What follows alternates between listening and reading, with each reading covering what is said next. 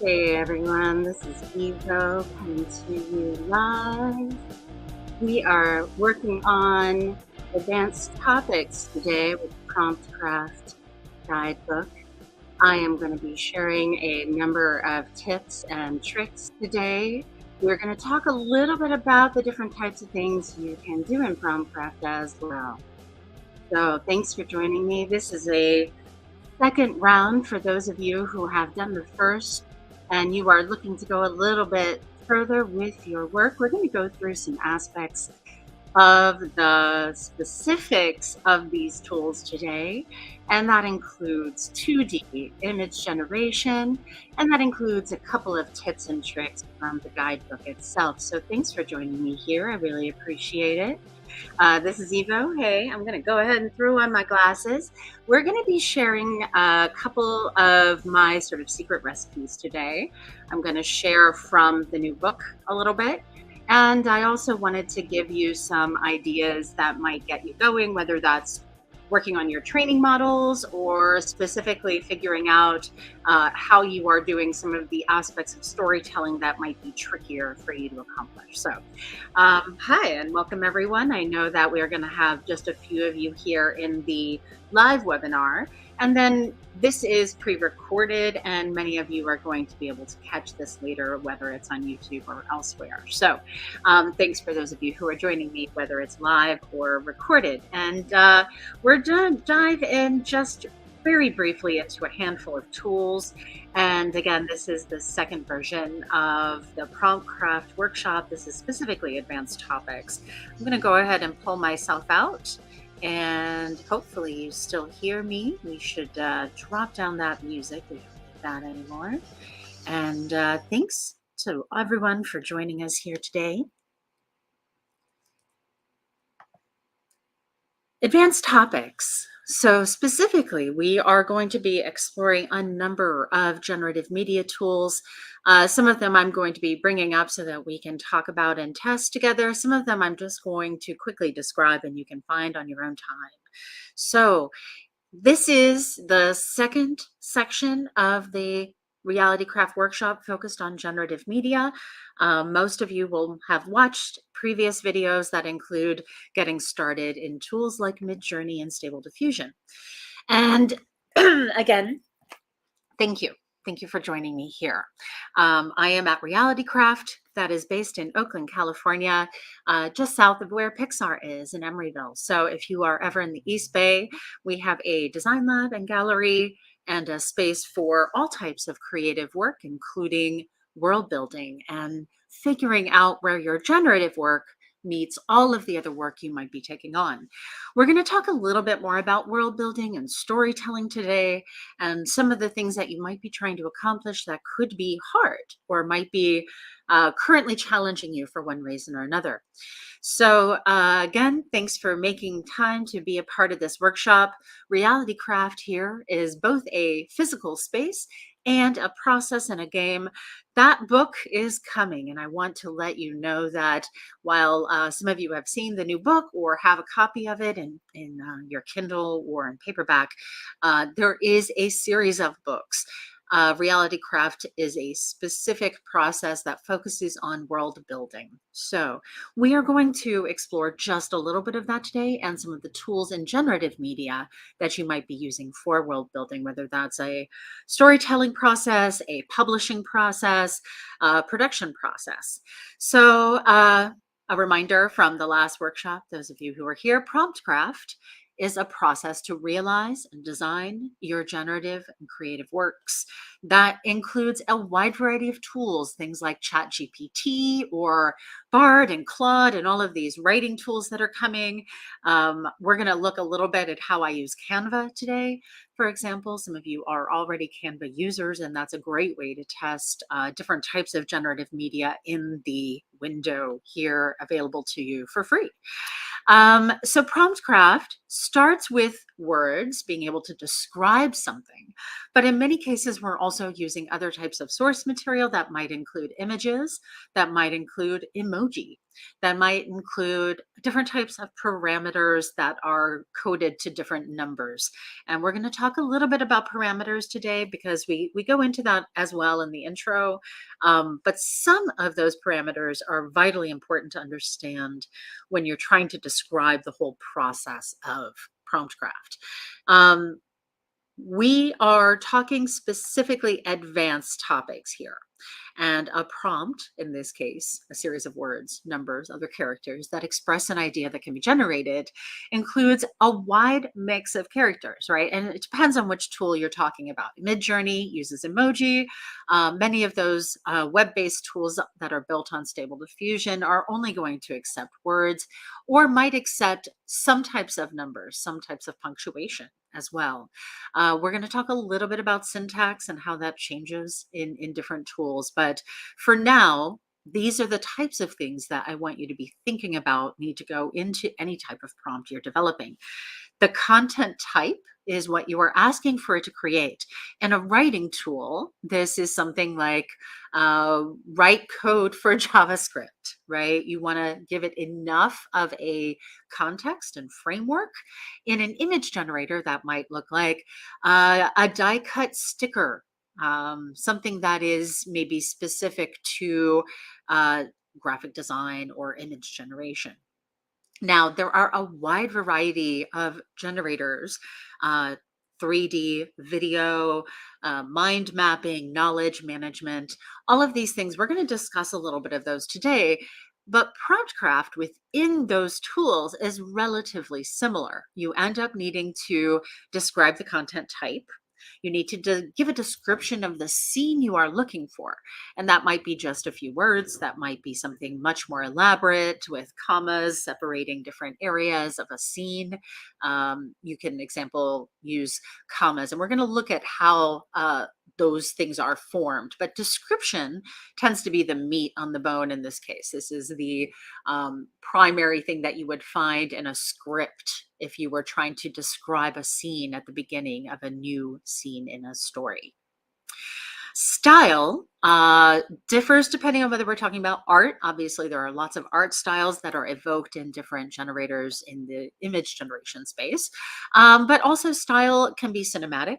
It can be referencing a film or a game or all sorts of worlds. And so, thinking about style and the language of a style having its own language separate from a world that is copywritten and owned by another company. And so I want you to be thinking about how you are articulating your styles differently. And then composition. Composition in writing, obviously, you would need to say, I need a 500-word bio that says blank, blank, and blank.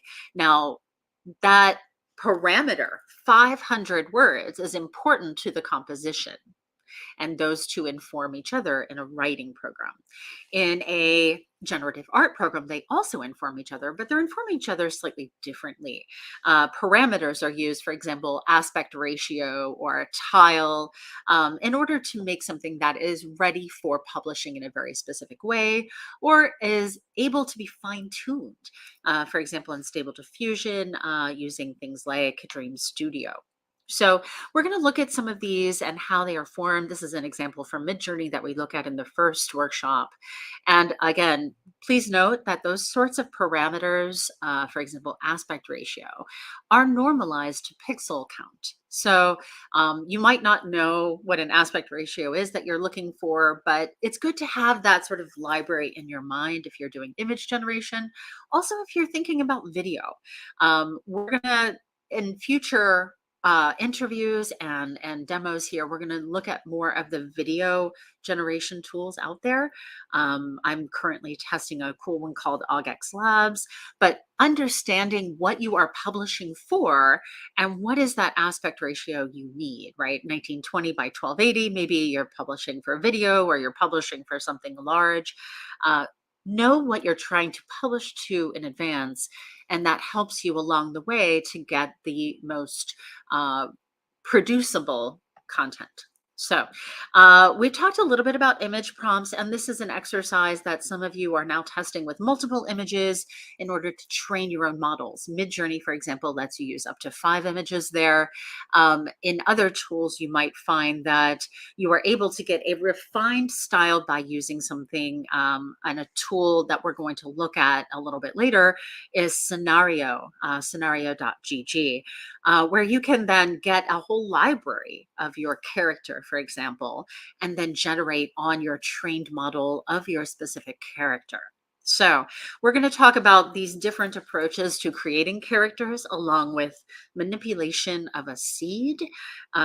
Those are different methods by which you might be able to narrow down if you're, for example, creating um, a game asset library or you're creating a storybook. You need consistent characters for a graphic novel, anything like that. So we're going to talk a little bit through that. And again, when we've done both the book and the intro workshop, we've compared some of these tools. You can get photorealism out of both Stable Diffusion and Midjourney. Midjourney V4 is going to give you the best sort of photorealism. There are now multiple versions of Midjourney V4, so you can experiment in that space. On Stable Diffusion, you would look for different user interfaces that are highly attuned to giving a photorealistic result. For that, you might want to try Invoke.ai. Some folks like Automatic 1111. If you are installing it on your own machine, you can go those routes, or you can obviously try something like Google Colab to run a number of trained models and really build a character base for your story. So, in the intro workshop, we've talked a little bit about Shane's prompter guide and the prompter notebooks that he's got. I'm going to encourage you to go over there, and it's prompterguide.com to reach out to Shane, donate, and use those tools, or use a similar tool that works for you. Now, we will be providing analog notebooks for the future for workshops as well. So that is coming, and I want you to be prepared for that. So, just to sum up some of those sort of early tips and tricks that we talked about in the earlier workshop, but also in the book as well. This is directly from the book. I want you to be thinking about your language and how you refine and keep a library of language together. Because if you are building a story world, or you're building anything where you're going to be generating thousands of images or text, bringing something together to publish or produce, you're going to want to keep track of what's working for you. And this is, in some cases, keeping track of those seeds. And we'll talk a little bit about that, what that looks like in Midjourney or in place like Scenario or Dream Studio. But also think about all of the keywords that are getting you the best results. Obviously, there are places to go where, watch YouTube videos all day long on this topic. You can go to the Discord groups. For example, Midjourney has a space. Lots of other tools have a great Discord. So if you are finding that a specific tool, for example, the video tools that we're going to talk about later with AugX Labs, if you are finding these tools are useful for you, jump into the Discord and start to talk to other people about what types of prompts are working for them. When we're thinking about ChatGPT or any of the writing tools, how you use your verbs really matters. When you're thinking about an image tool, you want to keep the verbs relatively explicit, clear, and you might not want to use too many verbs. There's reasons for that, but basically creating too many verbs creates a very difficult scene to create or recreate, and you are more likely to lose pieces of information. They just won't show up in the image. If you're doing this for a writing program, you can be pretty explicit. For example, training ChatGPT to understand exactly what you're looking for over time. Because some of these tools are iterative and learn with you, ChatGPT being one example, you can help it to refine what it's coming up with. But it helps to start with things like a table of contents, a list, ask it to describe or explain a process. And you'll notice in the news today, Google had some real uh, difficult news come out of their demos with Bard because Bard made a mistake. Now, all of these tools make mistakes. So that's something I just want to be preparing you for. It doesn't matter what writing tool you're using, you need to be editing heavily anytime you're using any of these creative tools before you go to publish. So even though you would ask a chat GPT or a any sort of advanced writing tool to help you in a process, think about it in the early stages and then keep your request pretty simple. So you're going to want to simplify your language, use fewer articles, focus on the nouns and the descriptive adjectives that really make them come to life. So those can be emotions. Absolutely. You can also, again, in Midjourney, use emoji and other types of things that will help elicit surprise or wonder. Um, However, you might want to be doing this later on in a process, like after you've spent the time to create the character you want. You've really refined it, you've gotten to know this character, and then you can go through a process of using the exact same seed and that same image in maybe 20 or 30 different emotional states or 20 or 30 different backgrounds. Certain tools, we're going to talk through some of those tools, will help you refine that a little bit easier. And you might find that certain tools like Midjourney will not. So your mileage may vary and keep experimenting, but lead that query. Think about the question, think about the big sort of inquiry that you're coming in with when you're creating this content. A prompt is a idea. You are bringing an idea to life with these tools. So ask for what you need. Be as explicit about that as possible, especially you need to specify any constraints. So what that looks like is a 500-word bio, right? Be explicit about length, be explicit about use cases, be explicit about tone. And we'll look a little bit more at tone as well. So these are really quick generative tips. You're going to find this in the book, but experiment with many different types of generative media tools.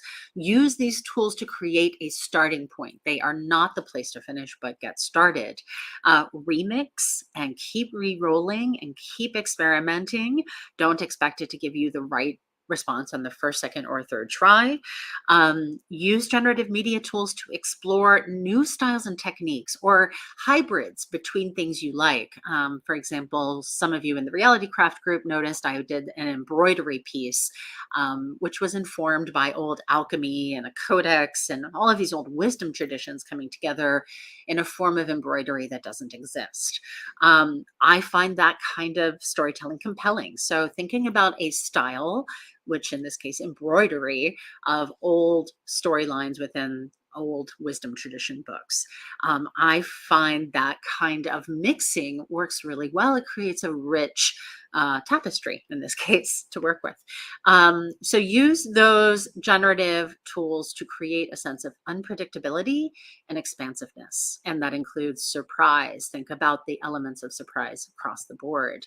And then once you've got something you love, upscale it, print it, try it out, look at it big, see if you still love it, take it into your favorite photo editing tool or your favorite writer tool. And I'm going to show you examples of how I've done that in Canva in just a few minutes, because I want you to be able to see it and understand it from the inside. So I'm going to bring up very shortly not just the book file within Canva, because I used Canva to really help organize and bring that tool, bring that project to life. But also I want you to see how things get remixed in this space. So upscaling is important. If you are looking for great upscaling tools, quite a few of them are out there that will upscale for free up to maybe 10, 15 images a week. However, if you're trying to do lots of them, your best bet is to try and pay for something like Topaz, where you pay once, maybe $99, and then you have the tools forever. So if you are expecting to do professional work at sort of mass scale, thousands of images or lots of, reproducible works might go to print, for example, you're going to want those tools. I wanted to show you this is some really quick tips and tricks as we're talking a little bit more about image generation and Midjourney. This came from a really great community experience, as you can see, Gray Ghost here, showing that one way to get beautiful characters is to evoke their language and to use their own language in the prompt. So basically just using the words for beautiful woman, um, giving that in its own language in Chinese or in Arabic allows for that diversity to come through. So if you are trying to figure out language to get to a more realistic representation of your characters, you might want to consider using their native language, whatever that might be, and helping describe that in those terms. Obviously, not all tools are going to work that well for this, but this is a specific Midjourney tip. So, obviously, lots of us use Midjourney in different ways. This is from that stained glass project I did recently. And when we're talking about interesting sort of motifs in concept design, stained glass is a really fun one to start with, but think about all of the other ways in which you can expand your story by making it a different style or a more playful method, right? So in this case, I was prototyping for a group called XR Guild. Uh, XR Guild, I am on the board of. I serve as the vice president, and we are designing a 3D space that needs to function as a guild for the AR, VR, XR industries. And so I wanted to see different types of interfaces, and I also wanted to see this sort of timelessness, this quality of um, glass being translucent and informative and full of both technology and story. So the prompt in this case was a little bit more complex, and I needed to include all of that information. This is one of those longer prompts, and I did maybe 50 images out of it for the early concept development. Now, when we go to actually produce this body of work, none of these concept images will end up in it. This is a different type of concept art, and I wanted to show you from going from something that is more for the immersive environment, world building for what will be a WebXR experience and the stained glass experience. The Guild is designed to be on the web. This was a prototype for intelligent smart glass desk. Something that would look beautiful throughout the day, but would also function as an interface. Something like some of the current light field and 3D display tech we've seen out there. So in this case, I'm pushing Midjourney to give me relative photorealism that looks like a design book. And this is something that I experiment with quite a bit. I have found that Midjourney and Stable Diffusion as well can deliver something that are good early concepts that you can then take to a photo editor. Now, obviously, these works don't look as good. So this is a quick tool that I wanted to put in here. There's a video, if you go onto the YouTube, about this tool called PlayArty where I demo it for you. So I'm not going to do that today. But if you're in this workshop because you're an educator and you're trying to think about ways to make this accessible for kids, or for the classroom in general, PlayArty is a really great way to think about the ideas of image generation. Same with the tools that we've looked at in the past in our workshops with Simulacra. So Simulacra, and I will be next week, next Wednesday, with their opening for simulacra.io.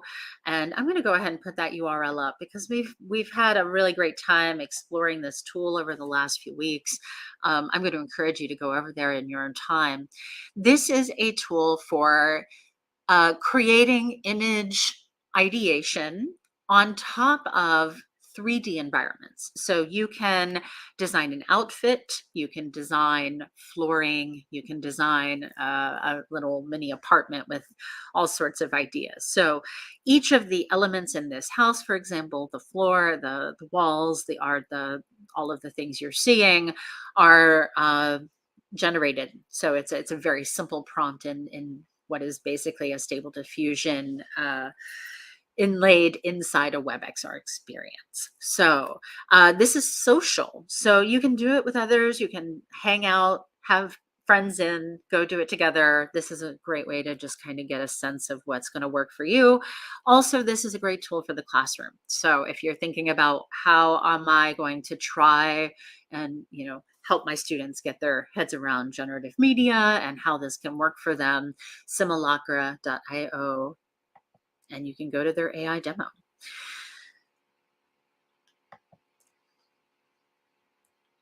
All right, so I'm going to take you through a different tool now, and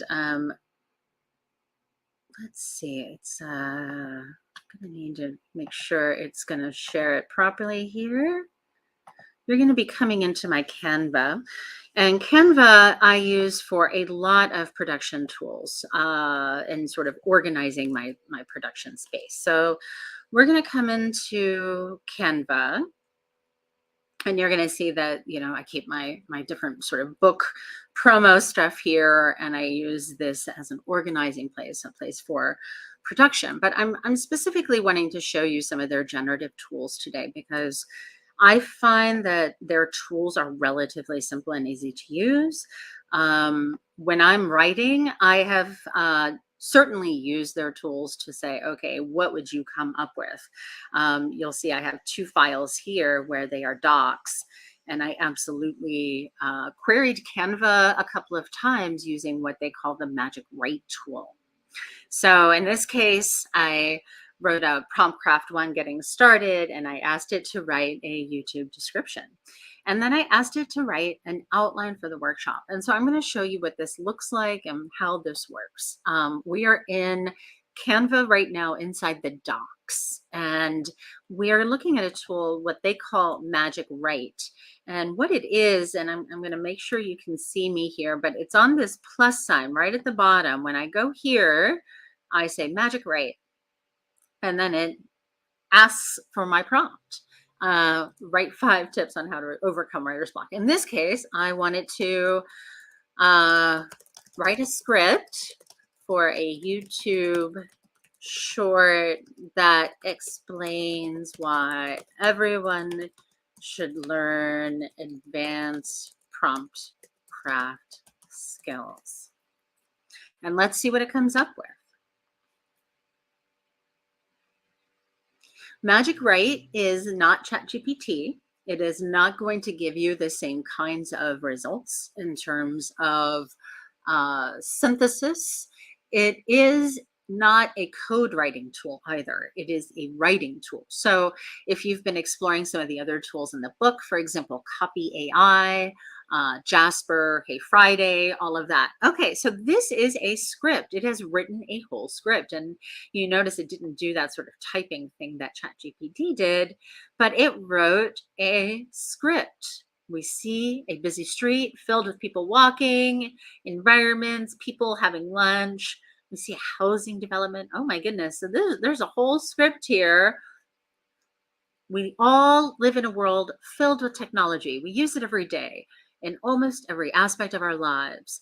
But what if we could use that technology to do more? Through the use of advanced Promptcraft skills, we can learn to utilize our technology to its fullest potential. We can make our lives easier, our work more efficient, and our communication more effective. Interesting. All right. So that's what it came up with as a starting place, and that's one way to go. I'm very interested in how that works, right? So for those of you who have not used Canva before, Canva includes a wide variety of tools from graphic design and being able to do layout and videos and reels and things for social media.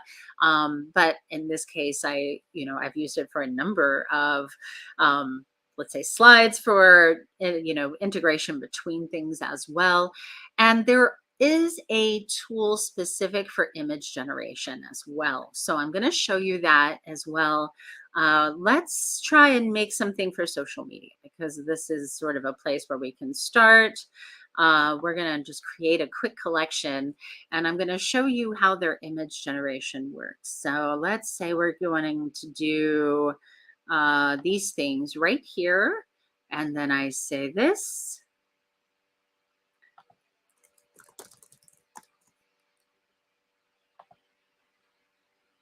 And when I am in here, I can pull an image that I've already used.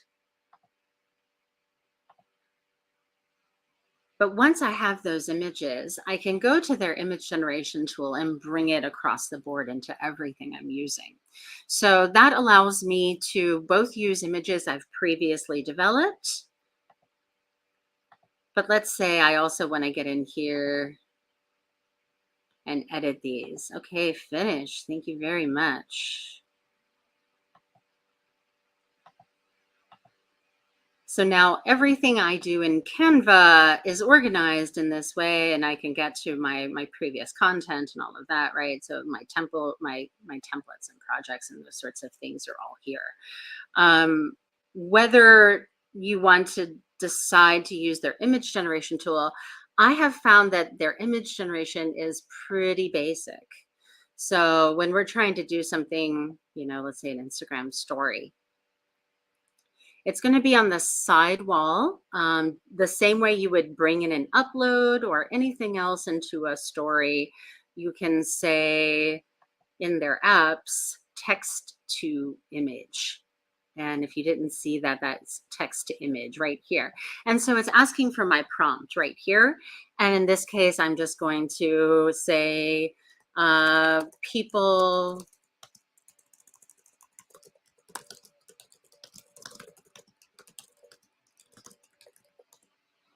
and it gives me 4 generations relatively quickly. What you didn't see there was something that I should have shown you, is that you can choose whether it's going to give you an abstract or a photorealistic story, right? So let's say I like this one here or this one here, and I can put those in my story. Now, these are not necessarily, you can see some of the same sort of hand challenges here. They're pretty good, maybe that's not quite photorealistic, but it's not too bad. But you can always start again. And you see here, concept art, photo, painting, pattern, 3D, or drawing. Now, a week ago, that was only 3 different types. Now they've expanded the tools very quickly. So let's say I know I want a portrait. I want something long because I'm going to ditch all of these images here and put something else in. So let's ditch all these, try something new. I want a photo of people using Magic Write in Canva. And whether this is able to give that to me or not, we'll see. But these tools have come very far, very quickly. So text to image is a relatively new tool within Canva. I was exploring it early on. You'll see different pages in the book use both with the photorealism and with the abstract. So this is what they consider photorealism. I would say, this is similar to what we've seen in other tools like Stable Diffusion. So here, things like text are obviously going to not work, and you would need to do some image editing on top. But, except for the many, many fingers, or maybe that's not quite a normal hand, there's relatively few other sort of artifacts that come through. So is this tool effective? It is, as effective as some of the other tools you're going to find on the web. It is not going to be trainable, and you don't get access to those seeds, for example, if you're trying to do more advanced storytelling where you're using the same character over and over again in new ways. This tool is also not able to pull from an image. It's only going to go from the prompt, from the description. So you can be very descriptive here, but whether all of those words are going to come through or not, generally not. You can definitely get more abstract and playful with these ideas. So again, if you're thinking about writing advanced prompts, think about a description. Okay, so a poster, Art Nouveau style, travel to the Lotus Temple, people walking along path in the mountains, waterfalls in the background. So what I'm using there with commas are basically separating the different ideas that will hopefully separate them into different sections of the story here. And it did a pretty good job. I'm going to get rid of our friends here because we're not going to hang with them. That's not bad. Now, I didn't ask for the aspect ratio of my story, and in some cases I might want to, generate again, or maybe I don't really love any of these. They're kind of sweet, but they also, they feel like travel posters, which is sort of what I was going for there. Um, Text to image inside Canva is available now. I believe you are locked in as, many of these tools will want you to be a pro member in order to use them. Canva does have basic access to these tools, but you may find that you have more ability to use the tools as a pro member. So I just want to sort of preface your experience may vary, and whether this is useful for you, obviously, please let me know and jump into the Reality Craft group if that's helpful for you. We are currently looking at Canva, but if you want to check this out, you can absolutely grab the book on Kindle or on paperback. The paperback book, you will see how that came to be in Canva, and you'll see how some of the image quality differs from some of the other tools that are out there. Canva is not as advanced as something like Midjourney, so you're not going to get the same sort of granularity that you would get out of the Midjourney or the Stable Diffusion tools such as Dream Studio. So, but thanks for following along with me on that particular piece of the puzzle, because we hadn't really walked through Canva before, and some of you have been asking about tools like this as a place to go, as a place to try. So we're going to look now. I'm going to be jumping into a different window for the next phase of this. We had not done too much in Dream Studio in the past, and I wanted to spend more time in Dream Studio if it's up and working for us today. Now, obviously, every creative tool, there are sort of different thresholds of what you can do and whether they're going to be open to you on any given day. Many of these tools are in beta, and so you might have to join a beta in order to participate in using some of the tools that we're going to look at in the next half of this workshop. So I am going to be stopping this screen and bringing in a different one, which is the Dream Studio Open Beta. And I'm just want to preface this. It lets you know that we are in an open beta using the latest version of the Stable Diffusion image generation model. It is fast, it's efficient. You have complimentary credits, but keep an eye on your credit meter as that has a limit. So I am not paying for this tool right now. I am using a free demo, and I have only a certain number of credits left. So that's where I want you to be sort of aware of your limits and sort of where you're choosing to do your generation and how you're choosing to pay for that. Some of you have asked about the economics of that. I have found that if you are creating more than a few hundred images a month, you need to be in some sort of plan. Midjourney does give you unlimited generation for $30 a month.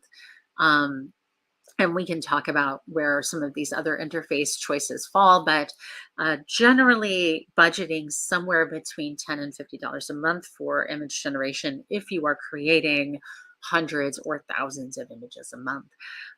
It is absolutely possible to make thousands of images a month. And obviously, those of you who've been here for more than one workshop understand how quickly that adds up.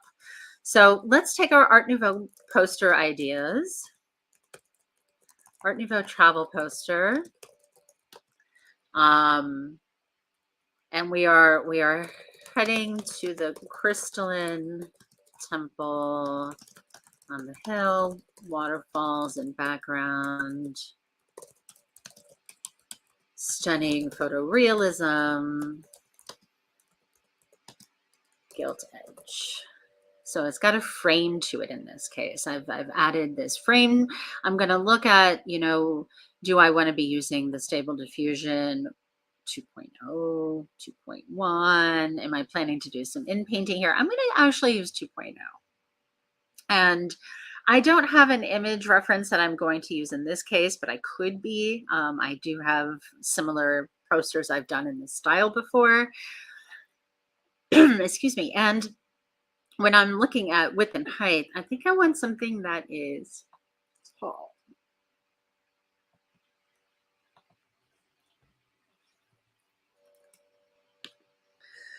All right. So we are going into Dream Studio, and you will have a chance to take a look at what that looks like.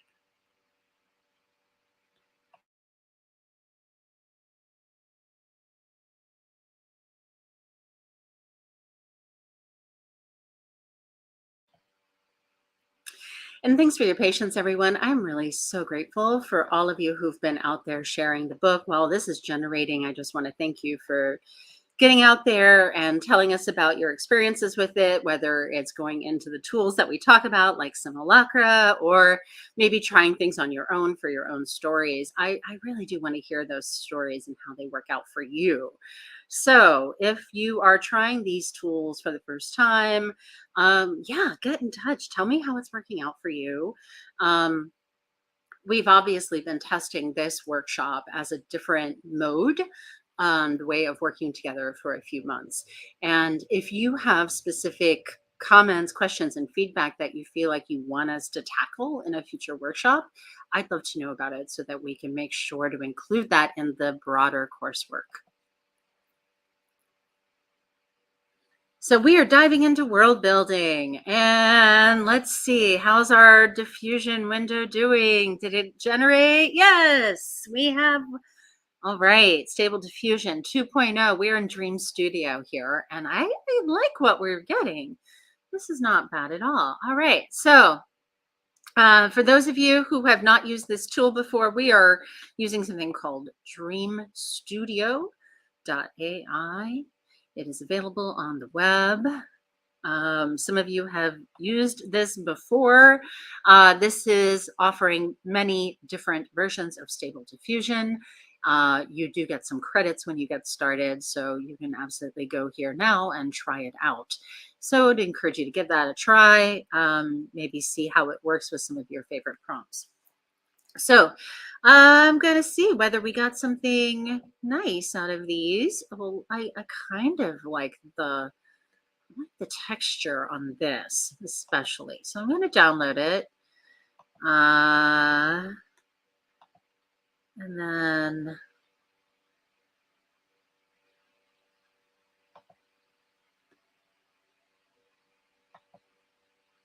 let's see.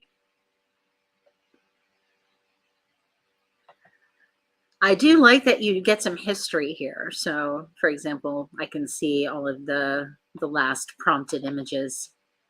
Let's see if this one comes up again. I can bring it up by prompt or by seed in this case. So for example, if I want to go back to a character and try and work on her again, that is possible. So I'm going to give you some really great basics here. So Stable Diffusion has a slightly different way it wants to receive the core prompt or the description in this case. Think about as few words as possible with something like Dream Studio. Really trim down anything at, take out all the word very, take out a and an. But make sure there's some style words in there. You have to give it some indication of what you want this to look like. It's not going to know on its own, and random choices here are generally not going to be what are going to be effective for you. So there is a whole prompt guide inside Dream Studio, and I'm going to encourage you to take some time with it. It will encourage you to use the names of artists. I chose not to do this, and those are your choices. So I'm going to leave you to it. But when you're thinking about finishing touches, this is where a rendering engine such as Unreal Engine might give you more information. They use things like trending on ArtStation. Again, these are not things that I prefer to use. I have found that words like sharp focus and elegant can be helpful. 8K, 4K, those are extremely helpful. So here is prompt weighting. And this is something some of you have been asking about. It's somewhat easier to do in a tool like Dream Studio. You can also do prompt and image weights in Midjourney, and we look at that a little bit on the book as well. It comes in the end at the parameters. So this is what you get when you're talking about having have the model have more or less sort of certain elements, and there's different ways to inform that basically. So uh, there are both negative prompts and positive prompts here. And there are using numbers. So a weight of 1 is full strength, in this case, informed. A weight of -1 is full negative strength. So to reduce a prompt's influence, you use decimals, right? And if you really want your prompt full strength, you weight it. So this is letting it know about like sort of emphasis and how much emphasis to give to the weight. Um, this is giving you a really interesting example of a bearded man on a sidewalk yielding things that aren't bearded men on a sidewalk. You're going to have to experiment just a little bit, but when you're thinking about this, right? So you have to think about what part of it do you want to weight? Is it centered? In this case, they're trying to get the character, to be centered. That was the thing they were trying to wait for. So think about, separating it out. In this tool, they're using colons to do that, and then breaks between items. So that formation, as you can see here, a professional color photograph of a bearded man on the sidewalk. Fujifilm being sort of a photo quality that gives you that nice sort of granularity and sharpness, and centered being weighted in this case. So you could get it less weight uncentered relative to bearded man and use a smaller decimal. And that would give more weight to the bearded man, less weight to the idea of it being centered. So that's a little bit about advanced weighting of prompts. And like I said, this works a little bit differently in Midjourney. In Midjourney, it's going to go in those parameters, or it does happen through a colon after a specific element. You can do both, but you are going to need to experiment with the syntax and with the version, because not all versions act the same. So here in Dream Studio, we're using Stable Diffusion 2.0. You can do negative prompts in some of these models, but not in all of them. So that is a very quick prompt guide based on Dream Studio, which is what we're looking at here. Obviously, your mileage is going to vary when you're trying these different tools, but I wanted to sort of show you what you're going to get. I like some of what's happening here in the sense that it feels like an old world travel poster. There's some really beautiful textures happening up here. I'm definitely, I'm interested in maybe upping the image strength. I want to see more detail. And overall, I think this is a really beautiful shot. I want to save it. I want to work with it. And maybe I'm going to, keep exploring using this as my prompt, right? So if I prompt on it again, but I'm using the image this time as my prompt, I'm going to get 4 versions that look somewhat similar, but spin it into different directions. Maybe the waterfall looks better, or there's a, different effect happening in these spaces. You'll notice I weighted that image all the way up. So it's going to be pretty true to the image. I'm going to get 4 versions that look very similar to the original image in this case. So play with those weightings, try it out. Dream Studio has a social component here, so you can absolutely explore tools like Dream Studio on Discord if you want to, find out what other people are prompting to. Obviously, tools like Midjourney are a really great place to go and watch other people's prompts. And in the book, we also talk about other tools and other workshops in the past we've covered, for example, Lexica.art, where you can go and see exactly what people are prompting and how they are getting different types of results. So again, if you're trying this and you're not in Stable Diffusion, but you're in Midjourney, you're going to put that imagine prompt, you're going to put the image URL, high words, and then you're going to put a colon and a number after the words, or you're going to use the parameters at the end. Here, you've got a little bit of an interface choice. Dream Studio is one of many. We're in dreamstudio.ai right now. We've mentioned a few other different versions of Stable Diffusion. Stable Diffusion has lots of different interfaces you can choose from. They are different organizations and companies behind them. Stable Diffusion itself is open source. Stability.ai is a company, and they have tools on top as well. So if you're exploring these things and you're like, well, I don't understand the difference between Stable Diffusion and Midjourney, that's okay. Most of us are still finding this. So Stability.ai is the team that powers Stable Diffusion. They also have other tools in development. So their research is what is under the hood here. If you're trying to get access to their APIs and all of that, you can absolutely get in touch with them. You can find out about ways to work with them to build these tools into your own tools as well.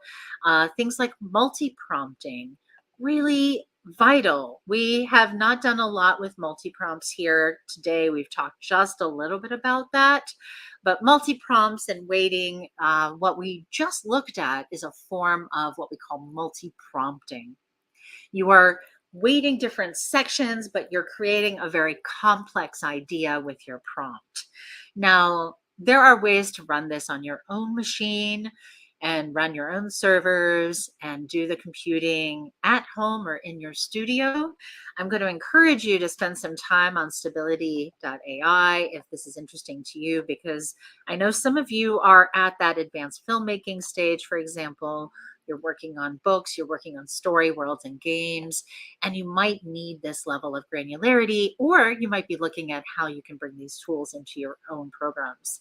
So check out the Python SDK, also check out how they manage credits and all of these sorts of things. So if you're trying to figure out how to budget yourself effectively, 1,000 credits for $10 here in Dream Studio. We've been basically using like a credit per image kind of thing. So that's a reasonable way to get through a couple of hundred images for $10. If that helps you, please let me know. And we'd love to follow along in the Reality Craft group, because I think many of these topics are pretty interesting for a number of us, not just those of you who are here for the first time, but those of you who are trying these tools for your storytelling adventures or for creative development in terms of your characters. So we are going to go to one more tool today while we've got the stream live, and I'm going to bring that up now. But again, thank you for jumping in. Thanks for sharing the book. I really appreciate that. We do go into greater detail about some of these tools, but in version 2 of the book, I will be going into greater detail into, for example, the video tools and the 3D prompting tools as well. So if you're just getting started, you can go to Dream Studio. You get 100 free credits upon creating an account. So that's really sort of off to the races. You can do a lot with 100 credits. So don't feel like it's too limiting. I'm going to be bringing up another tool right now that you can also get started for free. And these are really wonderful ways that you can maybe expand what you're trying to do right now. So the next tool we're going to take a look at is called Scenario. And I'm going to bring up that site and make sure you have this URL. It is scenario.gg. This is a tool that I discovered, I'm going to say around Christmas time of the holidays, relatively new team. But they are wonderful and they are really great for the game designer. So if you're trying to get to consistent asset creation, let's say you need to design your own models, train everything for your world, and you need to really nail it down so that everything looks and feels of the same world. This is how you would want to do that. So this is going to let you train a bespoke model and then query, send prompts to that model. So this is what I've done with those cat gems. I'm going to show you here. So we've used the cat gems. I experimented with these cat gems pretty early on. But basically, I had made a couple of hundred cat gems in Midjourney and then trained the model and scenario to do that. So that's a very interesting opportunity if you're trying to figure out how to create every aspect of a 3D game world, including the props, the characters, the gems, all of those details, right? So we're going to jump in, get started. I have used this tool before, and you are welcome to reach out to me if these tools are interesting to you, or if you have a new tool and you want me to interview you and talk about it together. We will definitely make time for that. So please feel free to reach out. Let me know where these tools are useful for you. And let's see if they sent me a code to get into this one, because, right now, many of these tools being in beta are updating every week. And that affects like how quickly you can get into them. Also, it affects whether they have a fair amount of uptime and downtime. I have found that this particular tool scenario is up all the time. It has been very reliable so far. But you have to basically jump in and re-log in and make sure it knows you every single time that you're here. So there's sort of 2FA authentication processes really help, I think, for the teams themselves. And then we are going to type in 937-527, 937-527.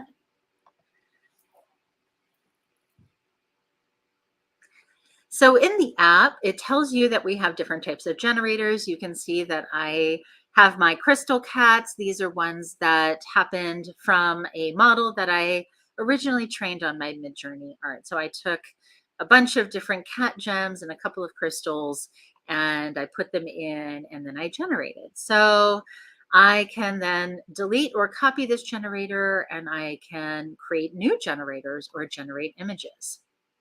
So in this case, I have a private generator for my crystal cats, and I can ask for crystal gem cats playing in a field of flowers. And let's see what we get.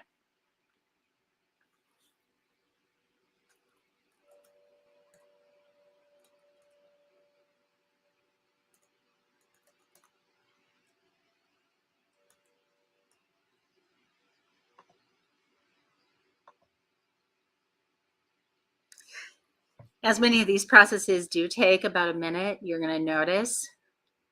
So for example, these crystal cats here, that took a couple of minutes. Once I trained the model, I gave it over 50 images to work with. And then it gave me these kinds of individual images back, of which some of them I liked a lot, some of them I didn't like as much. I'm a big fan of this one, but they were good enough that I was able to use them as sort of a teaching example for this idea. Now, I'm still thinking about whether I'm going to refine these for characters in a future story. Now, I haven't decided. I think this guy is one that I might use in a future story. And then I can go back and generate more based on this particular character at scenario.gg.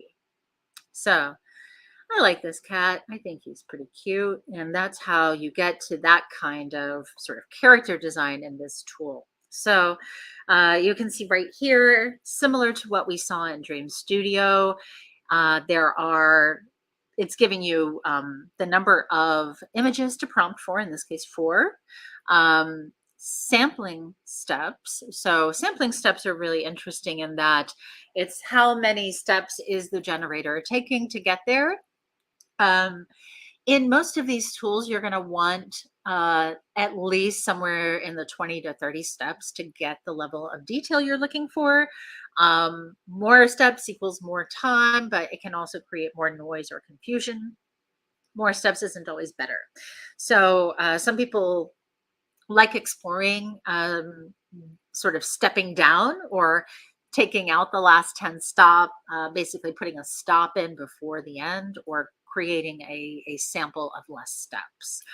These are things that you can explore in your own time and figure out whether they work for you. But if you're getting close to a character and you're finding that you want either more or less detail, or you want it to just sort of keep going, like on the generator, up your steps level. Or if you find that it's like in Midjourney, for example, it's doing better at the 89% mark than it is at the 100% mark, then stop it. Stop it at 90.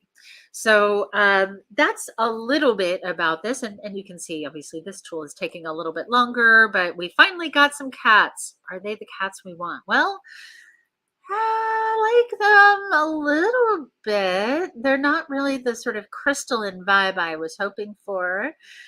So maybe my prompt needs a little more work. But hey, I've got a real cat in the background crying to be here with them, so that's sweet. Um, let's add something and see if we can do a better job with this prompt, because I feel like it's not quite there yet. Like this one is probably the closest, right? So this one has a little bit more.